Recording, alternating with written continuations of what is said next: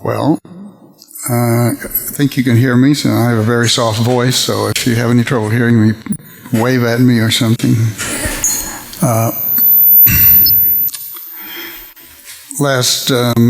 This past March, we went to Myrtle Beach. I had not been there before. I'll tell you kind of what I told them about how we ended up there, and sort of extend that to how we ended up here.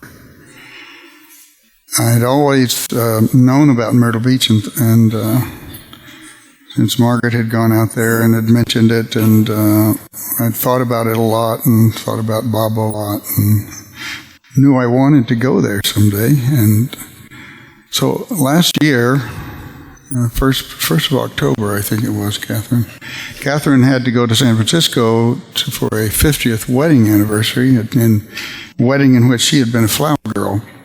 And we vacillated about going to that,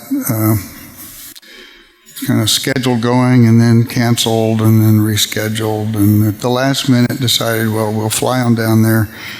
We needed to be there about 6 o'clock or 6:30, and so we got a flight in the early afternoon out of Eureka, which takes about an hour to fly down there.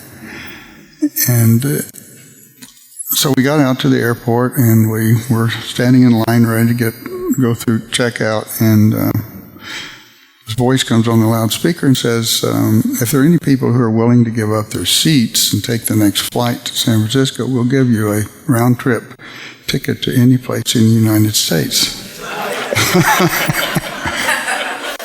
So we thought about it a little bit and thought, well, we have to get down there. But then we thought again and thought, well, our home is about 10 minutes from the airport, so why don't we go home, get ready, and come back, and there'll be plenty of time for us to go on down. So we did that, and we made, obviously, the rest of it is that evening is not important, but shortly after that we made arrangements to fly to Myrtle Beach. And then prior to that, I'll have to mention, I had heard about the anniversary 2 years ago. After the fact, I didn't know about it beforehand.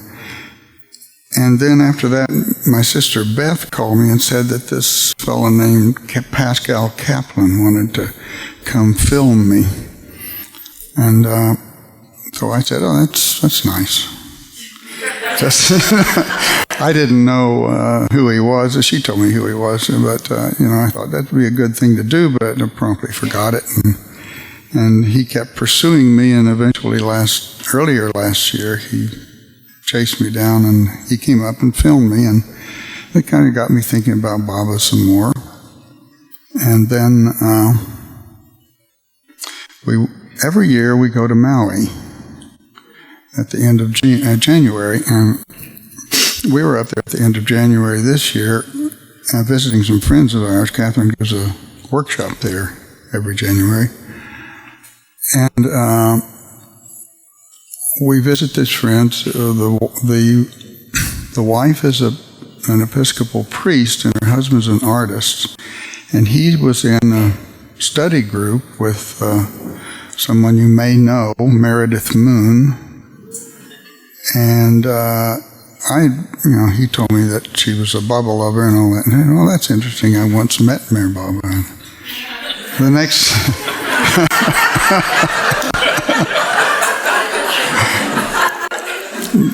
the next thing I know, we have this flyer delivered to us saying Amartithi and would you please come? And so we go up to 1940 Orinda Road in Makawao, Maui, and there's this beautiful home sitting up there overlooking up on the side of Haleakala, overlooking the island, and a nice small gathering of people, and they had a new film of Baba's life that they showed, and I left something out. For some time I have had what is called a sleep movement disorder, which means that I don't have the ability when I'm sleeping to block my body movements when I dream, which means that I may move, flail about at night, and so forth.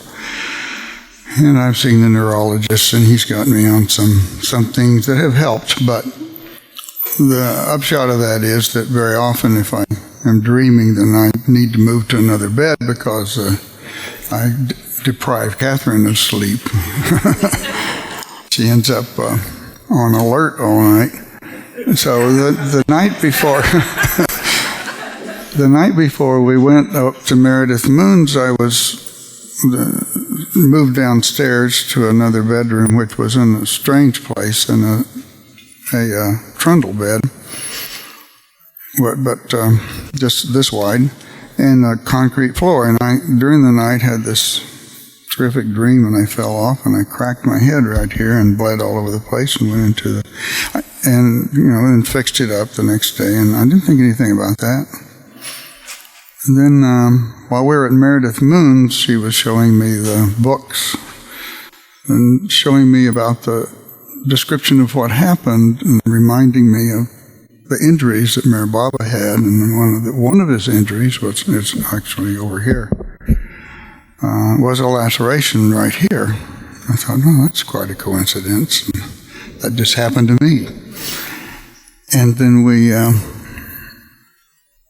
the other thing that happened sort of coincides with what Bao was talking about. Is just before we went out to Myrtle Beach, I saw the Passion, and it just absolutely bowled me over.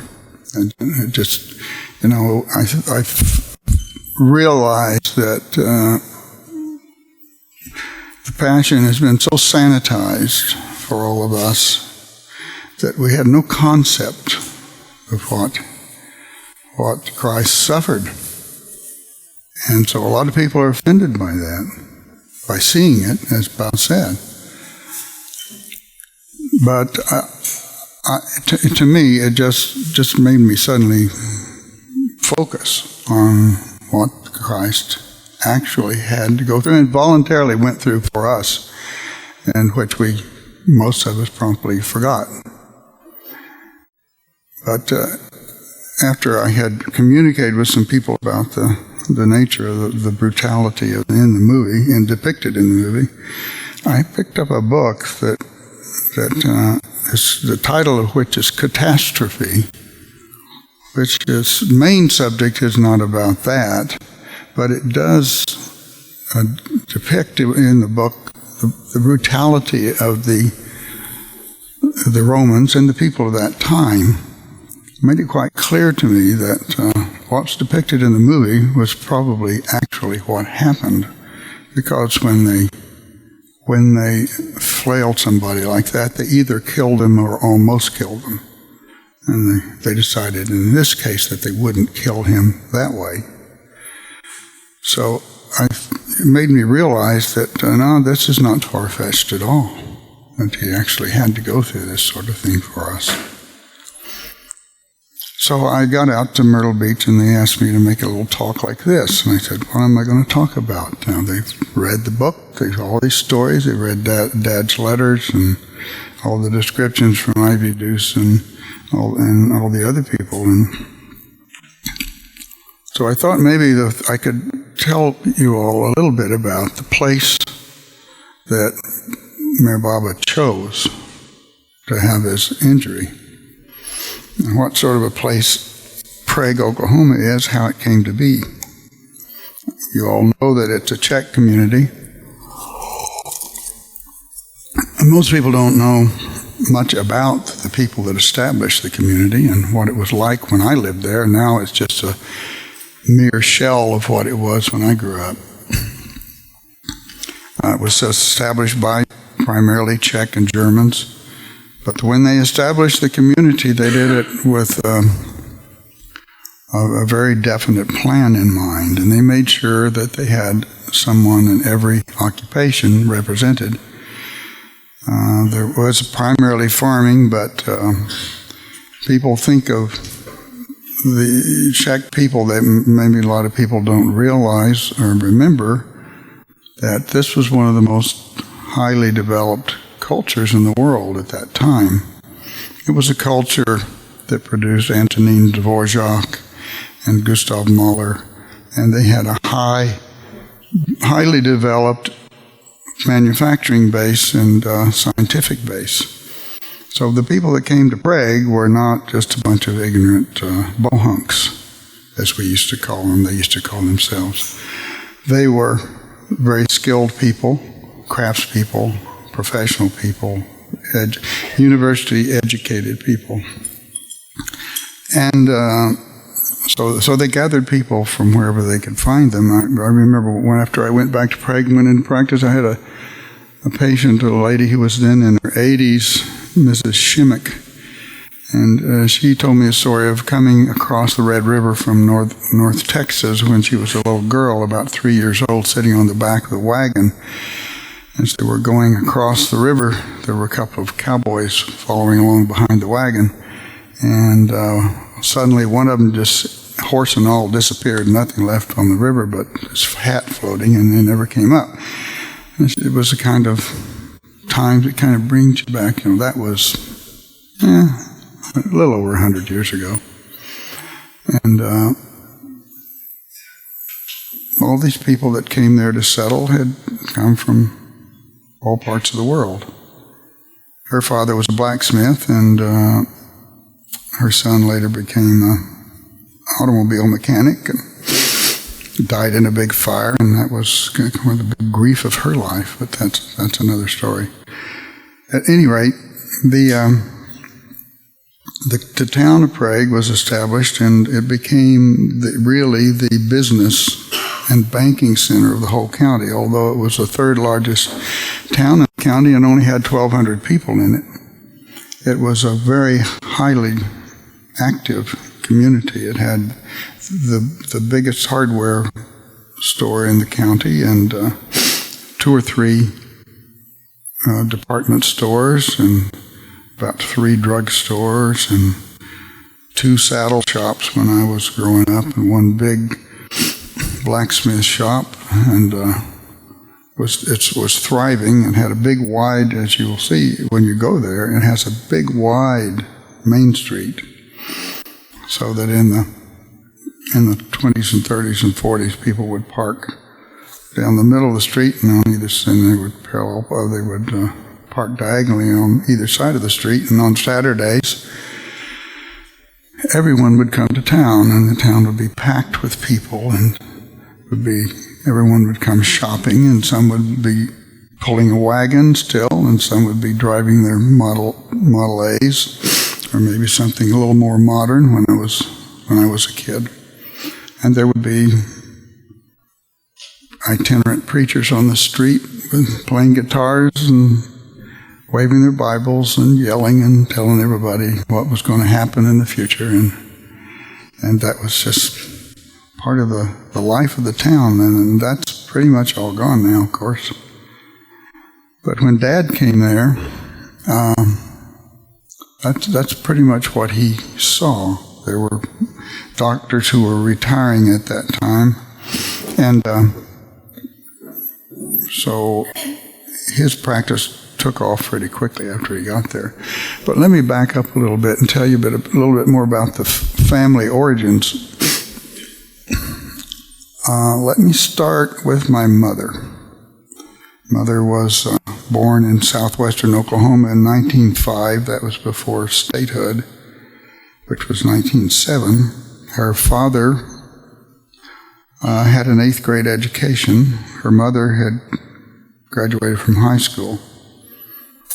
Her father was always a very, very religious fundamentalist Christian, and he was such a religious person that he sort of neglected the family. He would decide that God wanted him to do something, and he wouldn't stay occupied very long.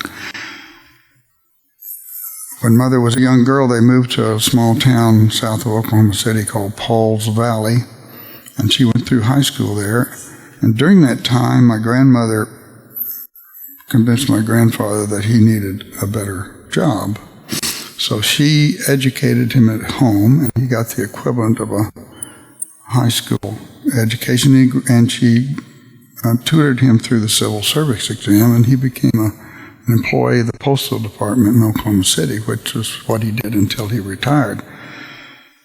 But through those early years, mothers had become quite conscious of the limitations of not having an education and not having a steady job. And so she determined that she would go to college, and she worked her way in through University of Oklahoma. And that's where she met Dad. She did everything, cleaned house, babysat, everything to make money to get through college. And her degree was in French, and she was going to be a teacher, which she did briefly. Dad, mother, by the way, her maiden name was Julia Jessie Wallace, and her mother's name was Maud Walk. Most of that part of the family came from the British Isles, either Scotland or England.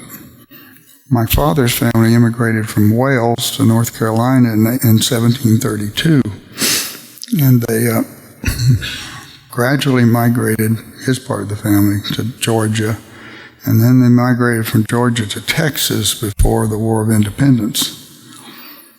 And two of my father's distant uncles were officers in the Army of the Revolution, Sam Houston's Army, and after the war, each of them was given a league of land, one south of Dallas and one south of Fort Worth. And if you go to Texas, you'll see there's still a Burleson, Texas, in the Burleson County, south of Fort Worth, if you look at the map. Unfortunately, my father's family didn't get any of that legal land on either side. But his father, who was Hudson Burleson, was a fiery little guy, full of energy, who was educated as an attorney.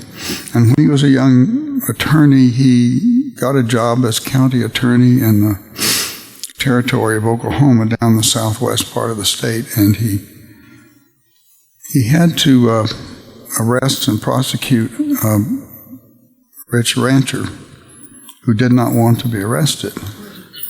So there ended up a gunfight.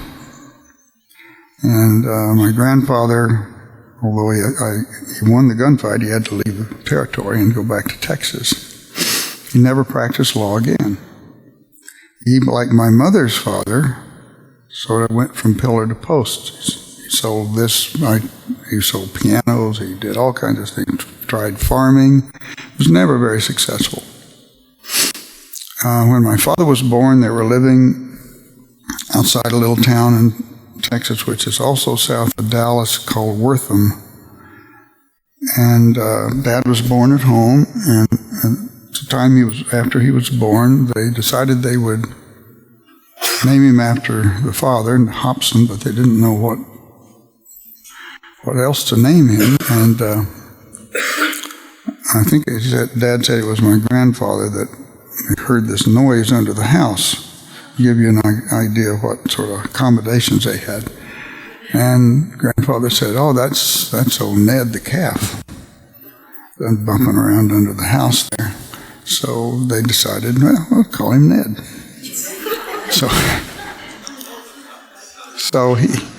they moved around a lot when he was young, and when he was 14, the shipyards opened up in Orange, Texas during the First World War. He was born in 1903,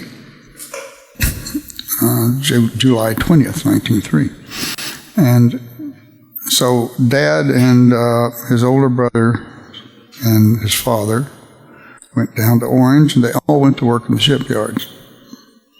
And they didn't have a place to live. Everybody was moving in there. There was no place to rent. Grandmother, it was her job to find a place for them to live, and she looked around town, and she spotted an empty lot down below this great big mansion, and she said, "Well, nobody's using that. I have nothing to lose. I'll go up and ask them if we can use it." So she went up and knocked on the door, and sure enough, people said, yeah, you can use it. So they went out and got lumber and built a big platform and went out and got canvas and made a tent, and they all lived there for most of the time they were down there working in the shipyards.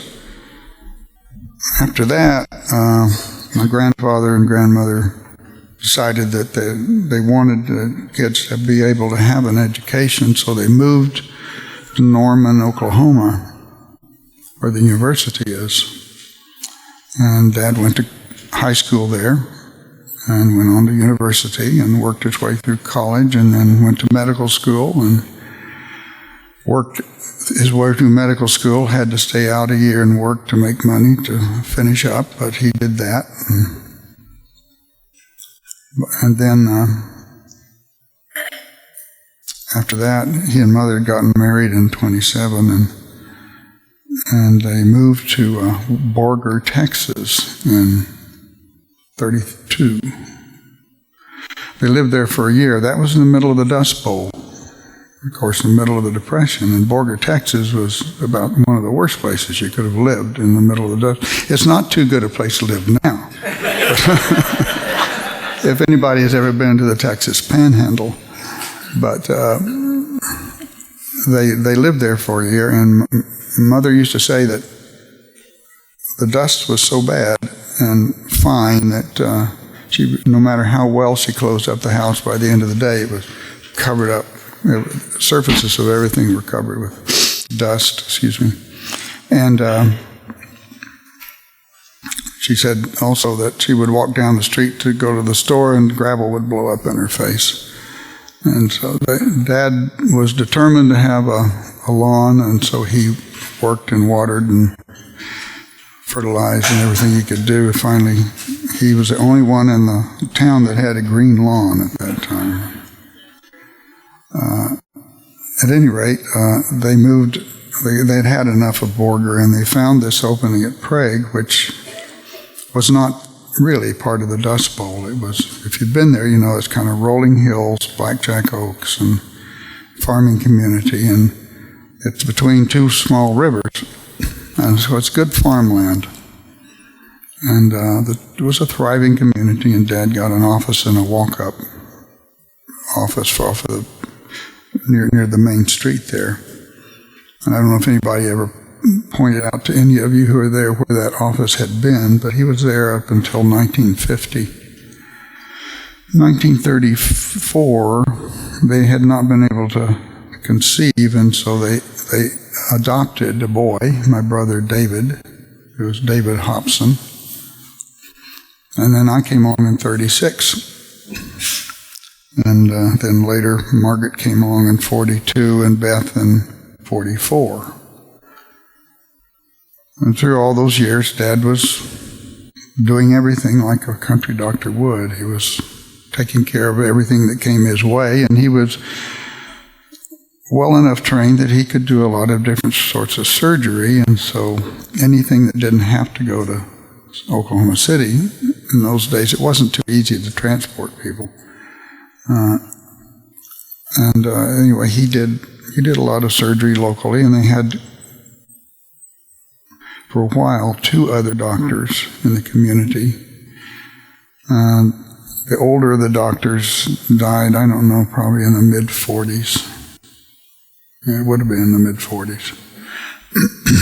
And then the second doctor, who was the one who had the little hospital down on Main Street with about, 3 or 4 little beds in it. And the front part of it was his office. He passed away, had cancer and passed away, and so Dad was sort of left alone with a choice. What was he going to do? And we really at that time thought about moving away. He had an opportunity to go to work at the University of Oklahoma, and that would have been an easy position for him. He had some savings, and he decided, however, that he would build a hospital. So he put his life savings into the hospital and borrowed the rest, and that was completed in 1950.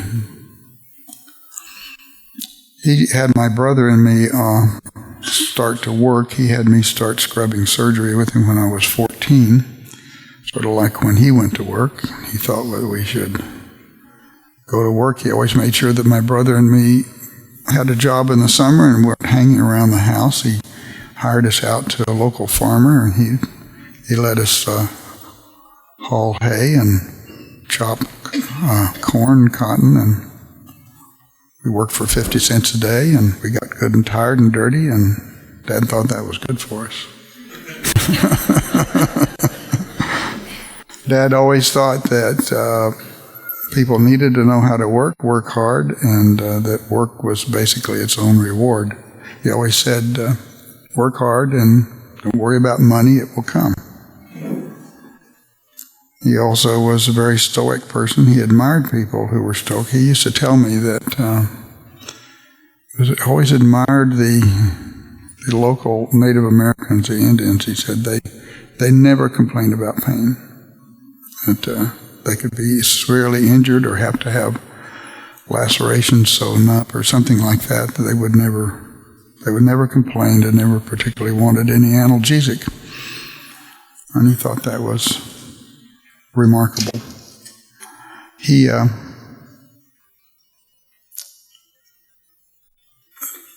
Anyway, the hospital had been there a couple of years, and here comes Mayor Baba. And of course, nobody had any concept of who Mayor Baba could be or what it was all about. And I don't think anybody really did in the community, although they were certainly welcoming, and in spite of this, you have these people who believe something that nobody in the Bible Belt had ever heard of. But so you can imagine how most of us were sort of confused by that aspect of things. But all these people suddenly fog into town, and you've read Dad's description and other people's description of what happened the day of the injury. I must have been in school because I think it happened in late morning, or they got there in late morning. And so when I got out of school, everything was sort of a shambles. Not really a shambles, but everybody was. The hospital had already been full, so there was no place to put the injured, and Dad had worked all day trying to fix people up. And I've tried to remember specifically when I got there and what I remember going on, and sort of little bits and pieces pop back into my mind as I read these accounts. But I'm sure that one of my jobs and my brother's jobs were to help take the X-rays and develop the X-rays, and we always looked at the X-rays, and Dad wanted us to try to understand the anatomy and things like that. And so I'm sure I saw everybody's X-rays the first day or two. I know that I'm pretty sure I had no part in any immediate care of anybody at that time because I was in school. And I can remember that, people were put on different places, Dad's office, the library, the reception room, and until some beds became available. I remember all the people who showed up. Somewhat remember Ivy Deuce and Charmian. Ivy Deuce made quite an impression in the community. She was, she had, I guess, created quite a wake when she went through places. And Soros was always memorable, this great big guy, this a wonderful, friendly fellow. And as a 16-year-old, I thought Monty was the most gorgeous thing I'd ever seen in my life.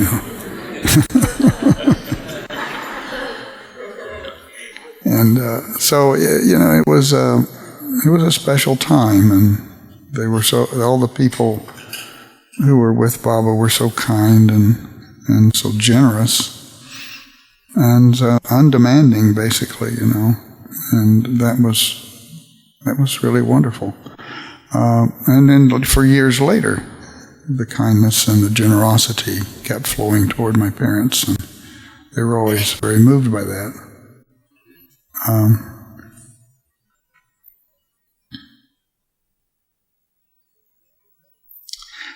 When I met Baba, I remember nobody got to see Baba. The door was always closed, and he had had the semi-private room to himself. And as I recall, they told me that I was to see Baba. And so Dr. Duncan let me in. And I remember being in there, and I know what I assume were a lot of mundane questions were asked of this teenage boy. And I remember Baba was sitting silhouetted against the only window in the room, and he was sort of sitting elevated like this. Or from my point of view, if you were I, it would have been like this, and with a light behind him here. And I can remember, of course, he was silent, so I was communicating with the other fellow all the time. But he was sitting there, and it seemed to me that he was very thin, looked pretty elderly to me. And I remember his eyes and a smile. And I don't remember anything else, except that when it was time for me to go, he smiled again, and he did this, and then I left out. I was let out the door. So those are my memories of meeting Baba. Dad, from that point on, people have asked me about his spiritual life. He was pretty private about that, and when I was at Myrtle Beach, I had time to give that a little bit of thought, and I thought, it seems to me that Dad's, he never discussed that very much with me. I mean, we did discuss to some extent, but he didn't discuss theology or anything of that nature. I think he just lived like he thought he was supposed to live, and he pretty much gave his life for his practice, his patients, and his community.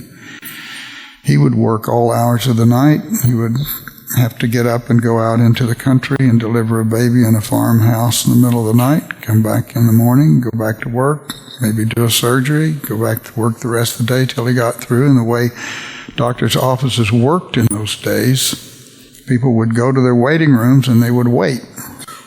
And they would sit there until the doctor could see them, and the doctor would keep seeing them till they weren't any more there. And that's kind of the way it was. That's the way it was when I started, too. They didn't have appointments. Nobody expected to be able to be seen on appointment time. If you understand the kind of life that the country doctor lived, you can understand why that had to be that way, because he might be seeing people and suddenly have to get up and leave, go to the hospital and see somebody. Somebody would come in injured, they'd have to leave. They'd have to go take care of that. Or if they weren't able to come to the office. So anyway, that's the sort of life he lived. He never knew how much sleep he would get. He never knew if he would get a half day off. But when he did, he loved to play golf. That was the one thing he wanted to do. And Wednesday afternoon, he wanted to be able to go play golf. And then sometimes on the weekends. And for a real special treat, he would get to go to Oklahoma City and play golf on one of the big courses up there. And it was a real thrill for him to do that. But for the most part, he just worked. And he also smoked. He smoked Camels. And he had a filter like FDR did, and he smoked his Camels in his filter. And his brothers and sisters all smoked. And as the years go by, his eldest sister, Vern, died of a heart attack. His oldest brother, Joe, after he came back from the Second World War, where he was on a destroyer, he'd also been on a destroyer in the First World War. He went back. He was a cook and worked for the VA hospital in Oklahoma City after the war, but he developed lung cancer, to which he eventually succumbed. And then his younger brother, Max, Dad was the fifth of 6 children, and Max developed lung cancer. And then a sister just older than Dad, Verla, she developed emphysema, which eventually took her. And then the other brother, Jim, who was a school teacher all his life, he had a heart attack and died too. In the early 70s, Dad developed pain in his legs, burning pain in his feet. Intense burning pain kept him awake night after night after night. And sometimes he would take narcotics for it so he could sleep a little bit. Turned out that what he had is what is called claudication, which is a condition that is caused by obstruction of the arteries to the lower legs, and that's caused from smoking. And so he also developed coronary artery disease, and at one point in the 70s had a coronary, but he got over that. But he didn't get over the claudication problem, and he eventually ended up as a bilateral amputee. And but for years he would have this severe pain that kept him awake night after night. It was miserable to watch him. And after he had his first amputation, he got one prosthesis. He got around pretty well. Then he had both prostheses, and he got around on Canadian crutches, if you know what those are. Those are the ones that you hold a handle and they fit you in here. He used those and a little golf cart to get around from office to the home. He kept going to work. He never stopped. And then in the mid-70s, he got colon cancer. And he didn't get over that. But he kept working until the week before he died. He just never quit. And he died there in the Prague hospital with all of us. All the kids were there, except for David. I didn't tell you about David. David was killed in an automobile accident in 72. It was 72. And so he was gone by then. And Mark and Beth and I were there, and he passed away pretty quietly. But I remember I sat and read I read the prayer from John 14, where Jesus says, "Where I go, there are many mansions," etc. And I told Dad, and I said, "Oh, Dad, just one more river to cross." And I saw this look in his eyes. It's like, this is really it. And then he closed his eyes, and then he didn't open them again. And that's kind of the story of Dad. Probably things I left out, I'm sure there are, but so you know what happened after 1952.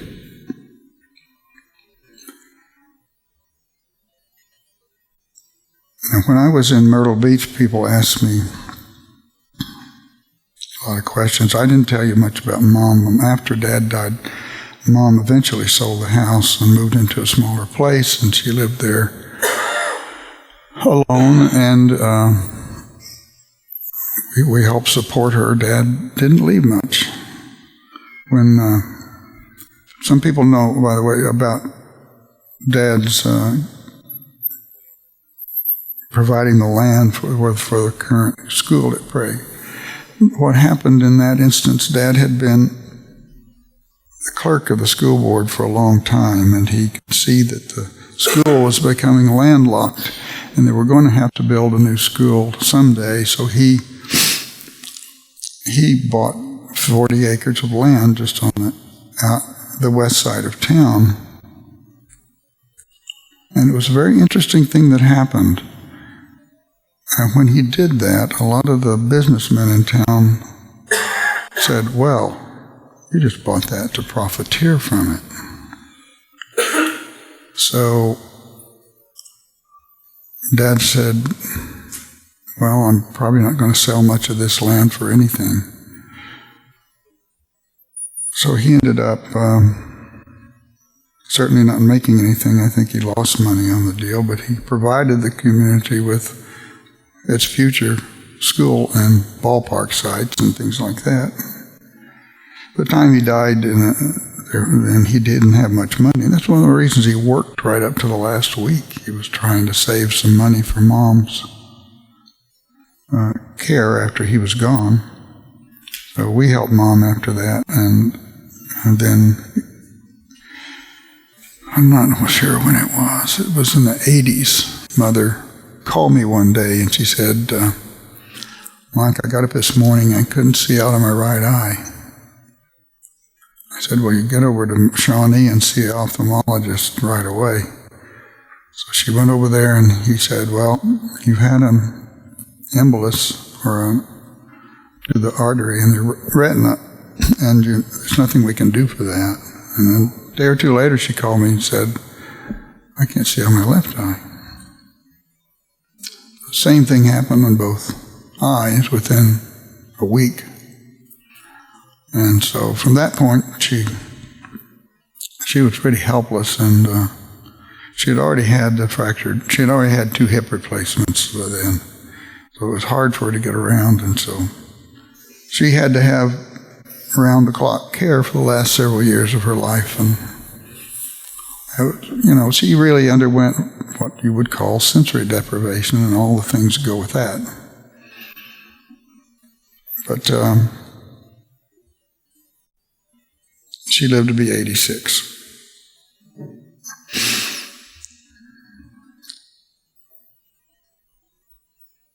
Personally, I didn't have a whole lot of consciousness about Baba or anything else, for that matter, for a long time, as a kid. At that age, I wasn't equipped to even ponder the concept of God, or that was a very superficial thing. I got it in Sunday school, and it was some time after the folks got the copy of God Speaks that I picked it up and read it, and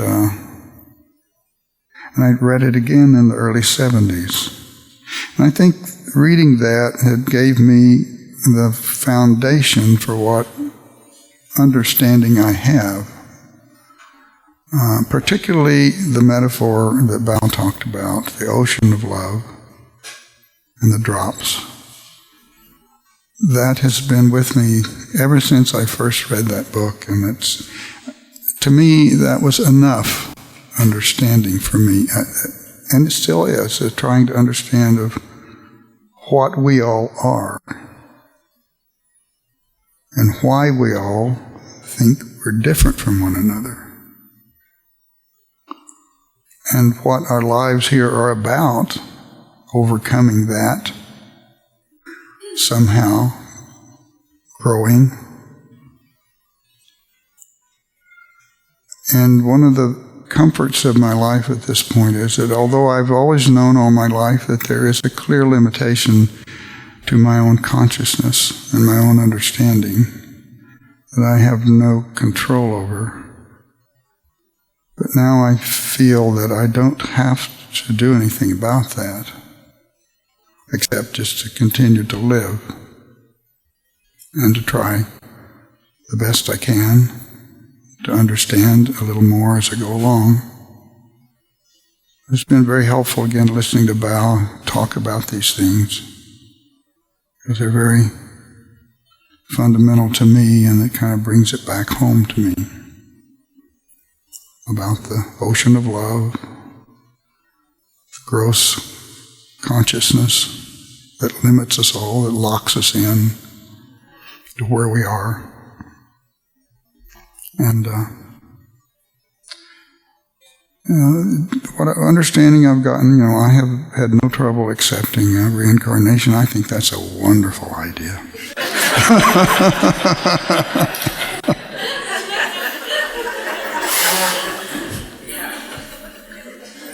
So that's any questions anybody has?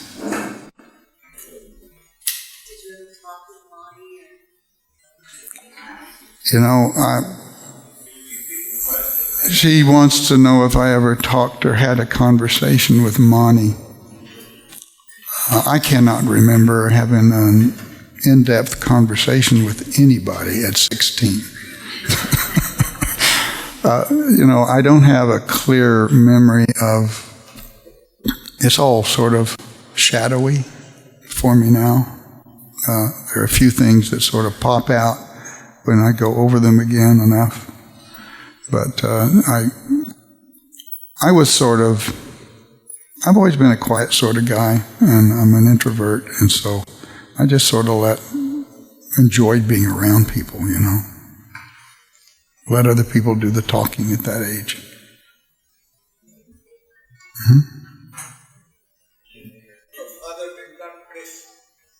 Pardon?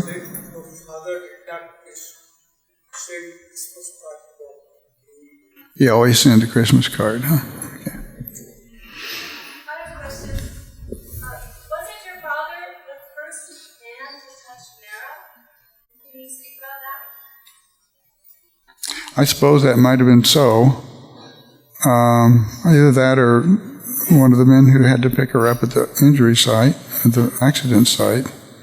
But he was certainly, he touched her, that's for sure. He had to do a lot of work on Mara for a long time that day. And there were a lot of days after that, of course, he had to see her. Was he aware of it? That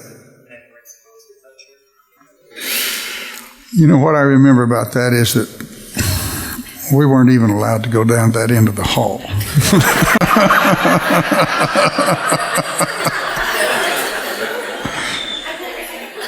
Yeah.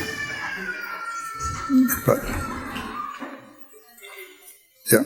It took you a long time before you went to Myrtle Beach, and you said you had some sort of desire. What took you so long? Why did, in the 70s or 80s, why did you go there, or did you ever have a wish to go to India? Well, I can't tell you why it took me a long time to go there. You know how life is. It sort of carries you along. And I'm kind of like Dad in some ways. I spent my life being a doctor. And I kind of picked up some of his responsibility traits. So that although I thought about things, and I always ponder things like that, I guess I never felt that it was important that I be anywhere in particular in that regard. That makes sense. Yeah. Did your Ned or your father share any of the correspondence with India when it come in the years afterwards?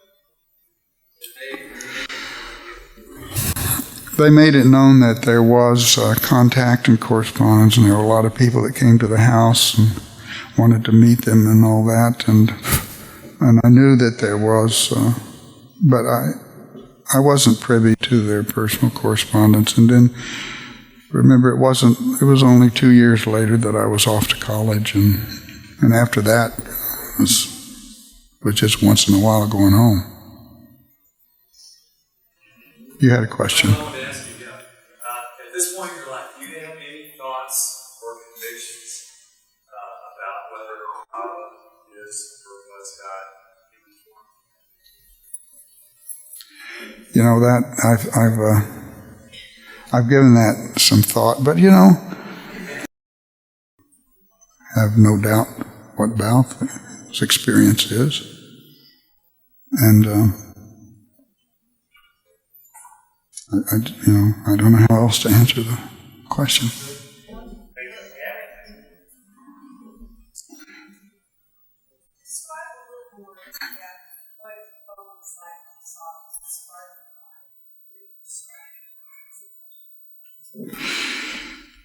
Well, yeah, as if I have sort of reminisced about this and tried to re-visualize that experience, but he was there with the light behind him, silhouetted, and he had these big, bright eyes. And expressive hands. I remember he was using an alphabet board, and he was. And I know he had a broken left arm, but I know he still was using that alphabet board somehow. He may have had it propped up somewhere or another, but I know he was communicating with Dr. Duncan, and that's the most of the memory that I have. Just his eyes, and there was an energy there, and I felt this tremendous energy at Myrtle Beach, and I really felt the energy when I went into his bedroom there at the abode, and that was really, really something. So I can imagine what it's like in India. There must really be something there. Plans for going? I would like to go. I really would like to go, and we have talked about that, but figure God will provide.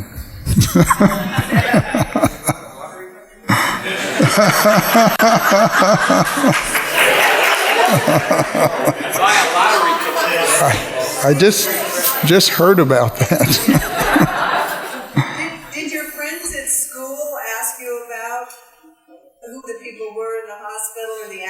Or was there sort of curiosity and discussion in the community? There was a lot of curiosity in the community, but everybody's so polite that they accepted what was going on, and they were hospitable and nice. And I don't think I cannot recall any particular discussions, but we were all a bunch of 16-year-old kids. We were talking about other things. Yes, back there. When I first heard the story of the 52 accident, one thing that was related, and I've often wondered how big this was that Prague is the exact center of the United States. Not exactly. Anything about No, let me say Prague is close to the center of Oklahoma. And it is not far from the center of the United States. Probably geographic center of the United States is probably in southern Kansas somewhere, but it's close. It's right in the middle of the country.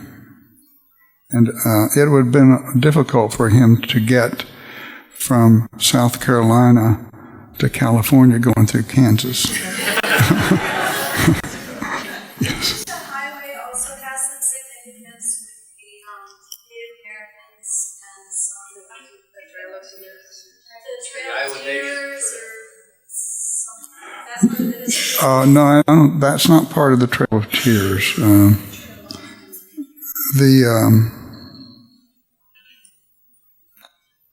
I don't know that highway has any particular Native American significance, except that that was Indian territory. I remember that Meeker, which is the next town west, was a place the Indians told them, do not build a town here.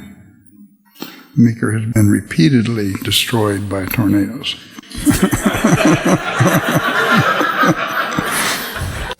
You had the question. It was just factual. Did you go back and practice in Prague? I did. After I got out, I went back, because at that point, Dad was having some health problems too. And I practiced with him for 4 years. And unfortunately, at that time, there just wasn't enough work for 3 doctors, and I had to move to a nearby town and practice there. But I did go back for a while. And you had a question? Yeah, I wanted to know if you could let us know how many days your father was in the hospital, and also, as a teenager, also, what was your mother's role in caring for all during that time for Baba? Well, Mother just sort of opened the home for any of the people who were going in, and they would come over to the house. And Mother wasn't a nurse or anything like that. She didn't work in the hospital or in the office. But she was right across the alley, if you've seen the layout, it's right there. So it seems to me that some of the party were at our house every day, and that, they were certainly welcome there.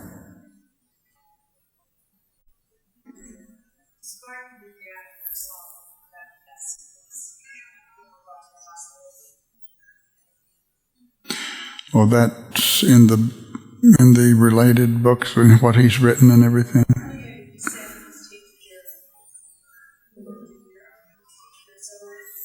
Yeah, that's in the history of Baba's life, and somebody gave me a copy of that part of it, and that was very interesting. You've probably all read this about how, well, when they brought the injured in, of course, they were all triaged, and obviously Mara was the most severely injured. So they went to work on her, and everybody else would be put in line, until... And so he was in and trying to clean up her wounds. He had a terrible scalp wound, I guess, and or forehead wound or something, and full of dirt, grass, all sorts of things. And that takes a long time to take care of, and plus she had a severe brain injury, and so he was really worried about her. And Dr. Goher would come into the room there and say, "You haven't seen Baba yet. You must come see Baba." And he said, "I'm sorry, I have my hands full here. You must continue. This lady is the worst injured." So Dr. Goher kept going in and talking to Dad, and finally he said, "Okay, I'll go see this guy." So he was right next door there in the next room, and so Dad goes in to see Mir Baba, and the way Dad describes it in his writing, he said he sees this fellow sitting upright on this table with a big grin on his face, a big bright look in his eye, and he looks at him and says, "This guy can't be hurt." So he goes back and finishes up with Mary, and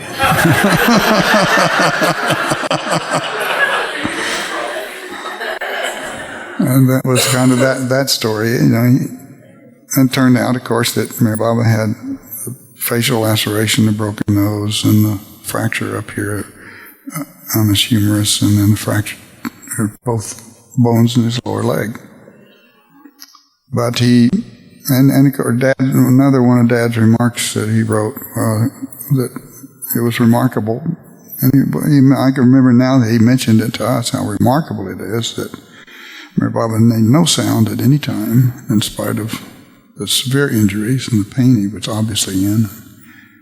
But he thought that was quite remarkable, that someone could voluntarily not speak for that many years, and then under such circumstances continue not to make a sound.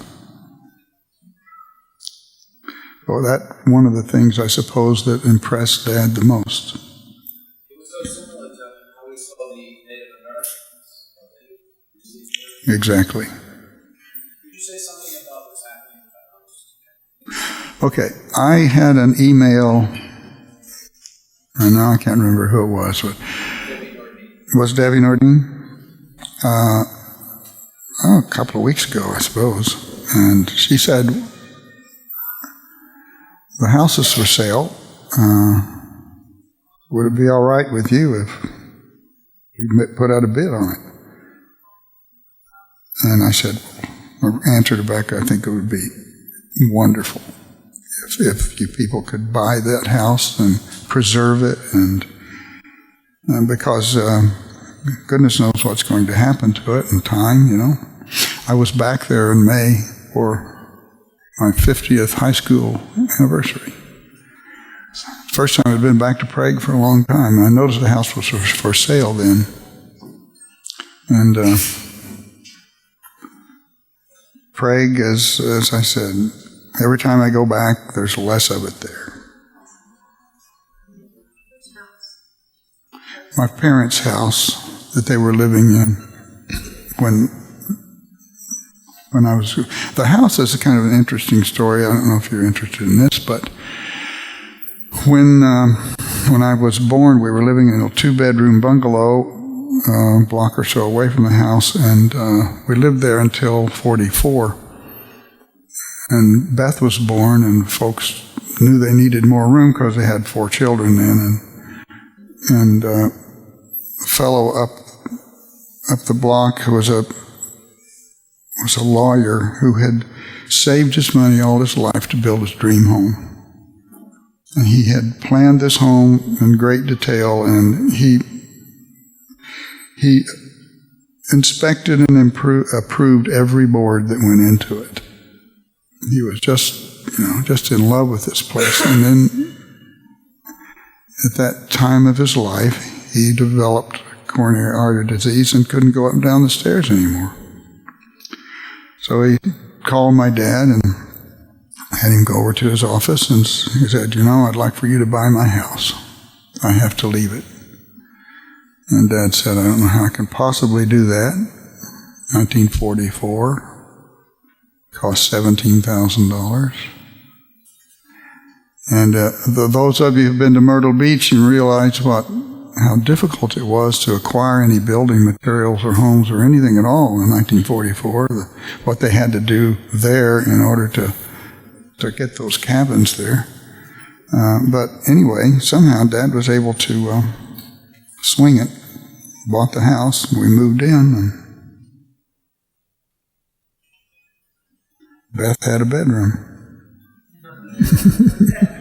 Margaret and Beth had their own, David and I had ours, and that was a big upgrade.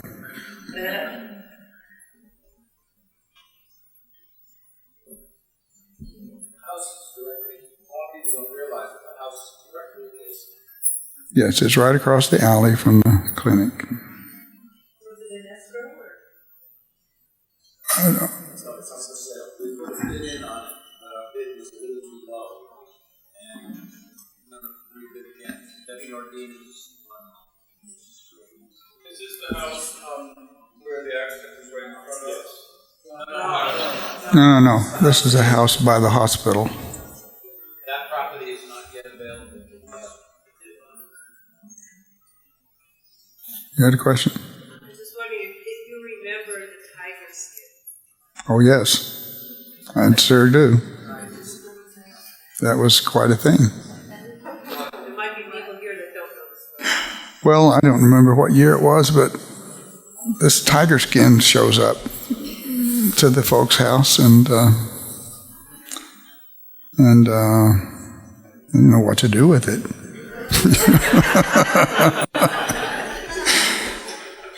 But Mom decided eventually that she would have it made into a little cape and a little muff and some other things, which I think spent most of the time of the rest of her life in the closet, but there wasn't any place for her to wear those things in Prague. But But she was very pleased, very thrilled by that, all that, and by having them turned into clothing. She thought that was wonderful. Sarosh, I think. I think it was Sarosh who had his name attached to it. Did they exist still? Parts of that skin? Yeah, they do. Margaret and Beth, I think, have them. Any impressions of Dr. Duncan? He had a British accent. As a doctor working with your father? Did he work with your father? No, he didn't. His hands were full with Baba, and he was very diligent about that, of course. And I remember he was quite a good gatekeeper. Mm-hmm. When you mentioned that each time you go back home there, that there's less and less of the town, you mean it's not thriving anymore? Is the hospital still up and running? Are there less population? Well, the population has actually grown, but the downtown, the businesses have pretty much all gone away. There's maybe a grocery store or two, and there isn't much left.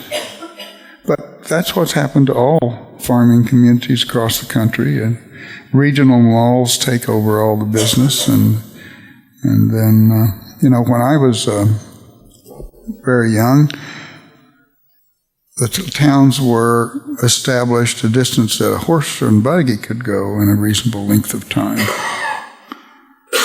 And as soon as the automobile came along, all those little places dried up and went away. And then now we have freeways and fast cars and mega retailers and regional malls and big malls. Everybody can go to Oklahoma City real fast and get over to Shawnee to the mall, buy everything cheap. Nobody can compete with that. So that's happened. I don't know what the next step will be. When all the 25,000 population towns are forced to dry up, I don't know where that. Yes. Did you ever have the privilege of looking at Baker's X-rays? Yeah. I'm sure I saw all the X-rays, but Dr. Burleson, her injuries were great things. Did we ever mention that? her injuries were what? Her injuries were just as crucial as Baba. Well, her injuries were more critical than Mary Baba's. She could easily have died from those injuries. They were quite concerned about her. She had a really severe brain injury. Yes, exactly. So close, he said, I think just as slight as a millimeter would have made her blind. That was the injury. So Yeah, it was very touch and go for a day or two.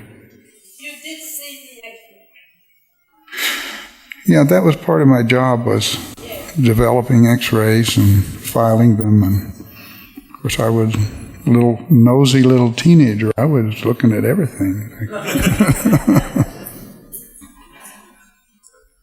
Recently published 3-volume Take Care of Mayhair. There's a wonderful account from a women's point of view of the accident being there. And in there it's mentioned that in Mara's skull x-ray, that her skull was fractured just like a broken egg. It was just shattered everywhere. It was the great detail. She was the most critical.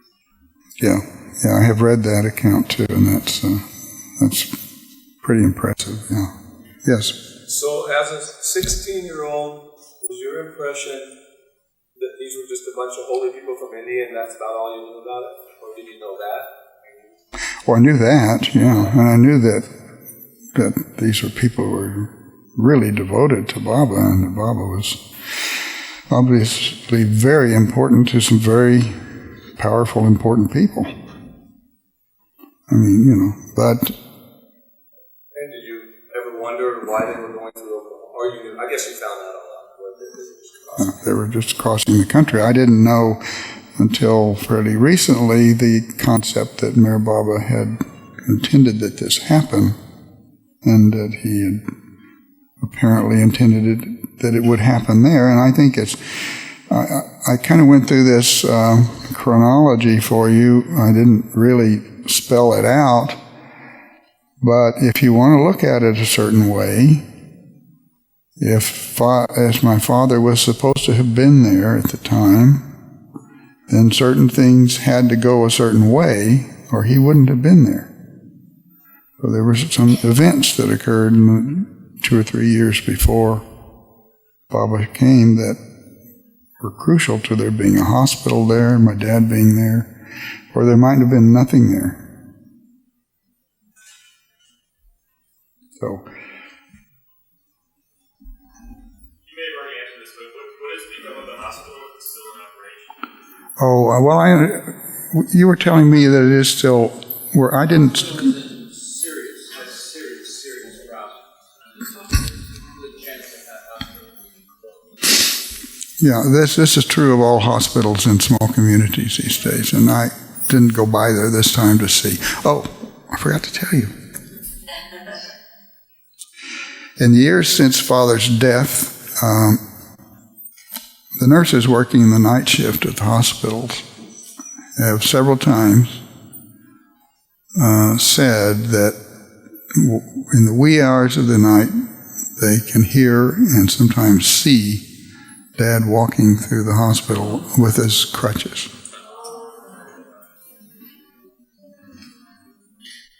What years were those that they reported? Recently or? Probably in the 80s, maybe the 90s, I'm not sure. I don't have a date for those, but I remember that they told us about that. And there's no reason to doubt them. I don't think they would make that up. Has it been a surprise to you some It sure has. Oh, I'm sorry. The question is, has it been a surprise for me that the Baba lovers are interested in my story? Because, to my mind, it wasn't much for me. I mean, I had very little part in anything. But I suppose, it's helpful to you to hear have the story fleshed out a little bit, who we are, or who we were, and what the town was, and what the histories were. And then you can go home and think about why in the world did Baba choose that place. What you've given us, is very testimony that your family, of everything that took place, even something that's so important to us, to have you, and must be you would just visit your father when you come, to read in this whole song.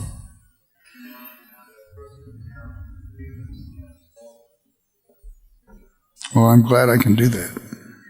Miss Kat. One thing I had in Myrtle Beach my whole life is that Mike is a lot like his father. He looks a lot like him.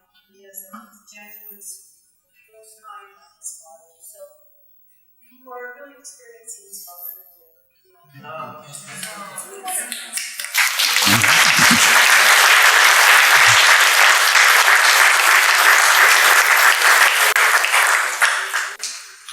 Just as a country town boy, these people seem like excited that from this weird and strange exotic place.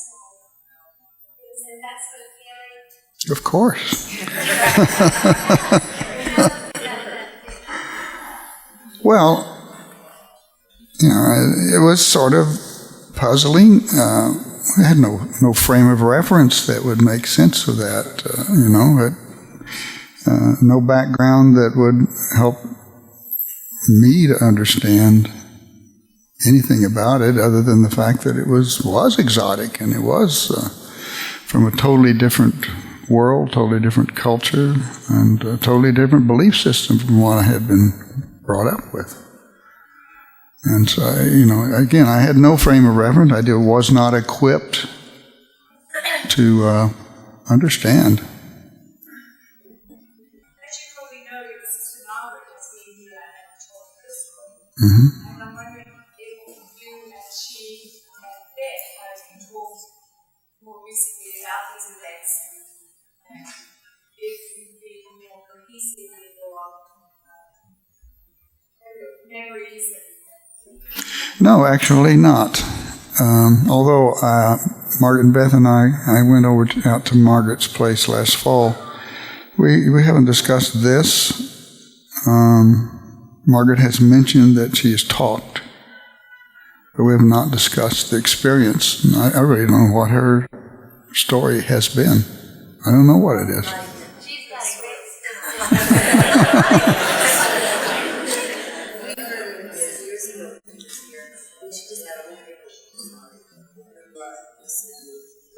great story.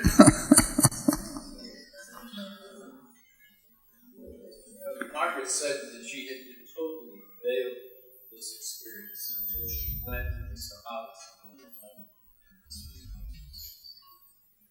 A real awakening.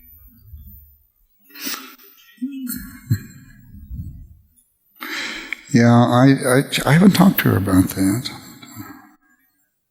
For me, it's sort of just been gradual, drip, drip, drip sort of thing.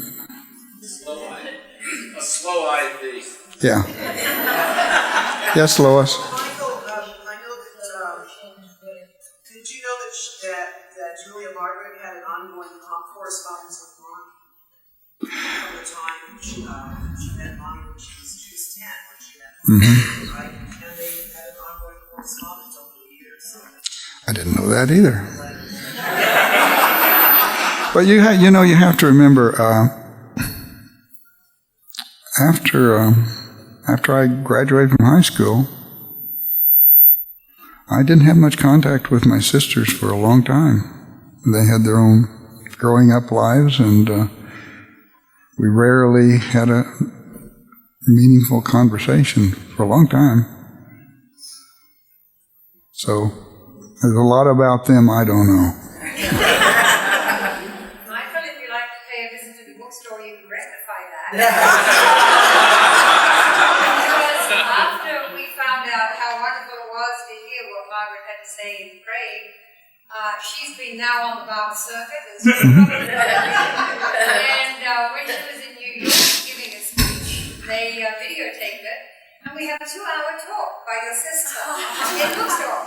Oh my. Her experiences with Baba and what's happened since then. And Dinah, were you going to donate that to the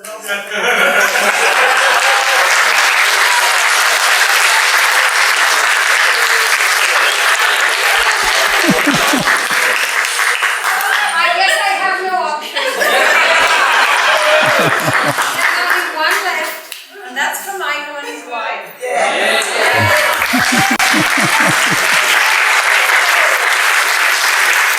Anybody who hasn't heard Margaret's story, I can always order more videos. Because it's a terrific story to hear them, and especially the New York story, because she was, she told us this, I was her roommate in Prague, because that's what my roommate, she stayed with me when she came to talk with us I was here. And she said, Beth actually said, why do these people want us to come? We don't remember anything. But gradually the memories came, and it meant a lot more to Margaret than it did to Beth being so young. But Margaret was telling us how she just opened up, and more Baba came pouring in. So watch out. You never know what may happen. But anyway, do come up and get that videotape. Okay.